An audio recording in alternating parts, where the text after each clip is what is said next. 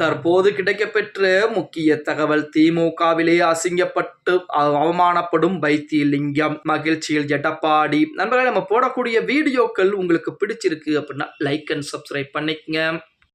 அதிமுகவிலிருந்து வெளியேற்றப்பட்ட பின்பு, அதாவது ஓபிஎஸ் வெளியேற்றப்பட்ட பின்பு ஓபிஎஸ்க்கு மிக பக்கபலமாக இருந்தவர் தான் வைத்திலிங்கம். திருச்சியிலே முப்பெரும் விழா என சொல்லி ஓபிஎஸ்ஸின் சார்பாக முதல் மாநாடு நடத்தப்பட்டது.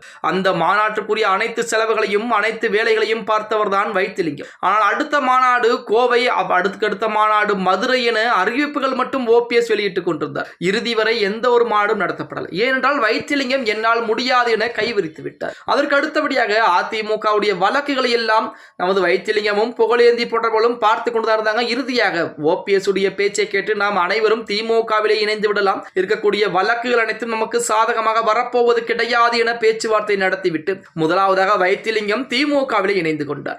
அப்படி திமுகவில் இணையக்கூடிய அந்த வேளையிலே அவருக்கு இந்த தொகுதிகள் கொடுக்கப்படும் என பேச்சுவார்த்தை எல்லாம் நடத்தப்பட்டு தான் அந்த திமுகவிலே இணைந்திருந்தாராம்.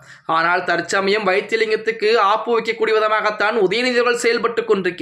உதயநிதியின் மூலம் நமது வைத்திலிங்கம் புலம்பிக் கொண்டிருப்பதாக செய்திகள் என்பது இணையதளங்களிலே உலா வந்து கொண்டிருக்கிறது. அதாவது அதிமுகவின் மூத்த தலைவர்களில் ஒருவராக இருந்த முன்னாள் அமைச்சர் வைத்திலிங்கம் சமீபத்தில் தனது எம்எல்ஏ பதவியை ராஜினாமா செய்துவிட்டு திமுகவிலே இணைந்திருந்தார். இந்த இணைப்பு என்பது டெல்டா மாவட்ட அரசியலிலே பெரும் பரபரப்பை ஏற்படுத்தியது. அது மட்டுமல்லாமல் தனக்கு ஆதரவுகளை கொடுத்து ஒரு 10,000 பேரை திமுகவிலே இணைத்து வைத்தார் நமது வைத்திலிங்கம் அவர்கள். வரும் 2026 சட்டசபை தேர்தலில் அவர் தனது சொந்த தொகுதியான ஒரத்தநாட்டில் மீண்டும் போட்டியிட விரும்புவதாக கூறப்பட்டிருந்தது. இருப்பினும் அவருக்கு அந்த தொகுதியில் மீண்டும் போட்டியிட வாய்ப்பு கிடைக்குமா என்ற சந்தேகம் தான் மிகப்பெரிய அளவில் எழுந்து வைத்திலிங்கத்தையும் அவருடைய ஆதரவாளையும் அதிர்ச்சிக்குள்ளாக்கி இருக்கிறது அப்படின்னே கூட சொல்லலாம். ஒரத்தநாடு தொகுதியில் அமைச்சரும் திமுக இளைஞரணி கூடிய உதயநிதி ஸ்டாலின் தீவிர ஆதரவாக கருதப்படும் டாக்டர் நரேந்திரனுக்கு வாய்ப்பு வழங்கப்படலாம் என தகவல் என்பது கசிந்திருக்கிறது. நீண்ட காலமாக தொகுதியில் கட்சிப்பணியில் ஈடுபட்டு வரும் நரேந்திரனுக்கு முக்கியத்துவம் அளிக்கப்படுவதால் திமுகவில் புதிதாக இணைந்த வைத்திலிங்கம் ஓரங்கட்டப்படுவதாக சொல்றாங்க.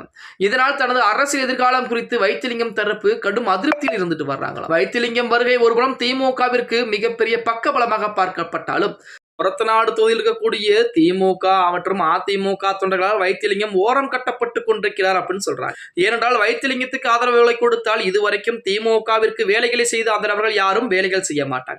அதிமுகவினர் தற்போது வைத்திலிங்கம் திமுகவில் இணைந்து விட்டதால் அவர்கள் புறம் கடும் கோபத்திலே இருக்கிறார்கள். ஆகமத்தில் எது எப்படி இருந்தாலும் வைத்திலிங்கத்திற்கு அது மிகப்பெரிய ஒரு பிரச்சனையாகத்தான் மாறிக்கொண்டிருக்கிறது அப்படின்னே கூட சொல்ல. ஒரத்தநாடு தொகுதியிலே மீண்டும் வைத்திலிங்கம் போட்டியிட வேண்டும் என்பது அவருடைய ஆதரவாளர் விருப்பமாக இருந்தாலும் திமுக தலைமை என்ன முடிவெடுக்க போகிறது? திமுக தலைமை மட்டும் நமது வைத்திலிங்கத்துக்கு அந்த தொகுதி இல்லை என்று சொல்லிவிட்டால் வைத்திலிங்கம் என்ன செய்ய போகிறார் அப்படிங்கிறது இங்கே மிகப்பெரிய ஒரு கேள்வியாக எழுந்திருக்கிறது. பொறுத்து வந்து பார்க்கலாம். ஓகே गाइस, வீடியோ பிடிச்சிருந்தா மறக்காம லைக் அண்ட் சப்ஸ்கிரைப் பண்ணிக்கங்க.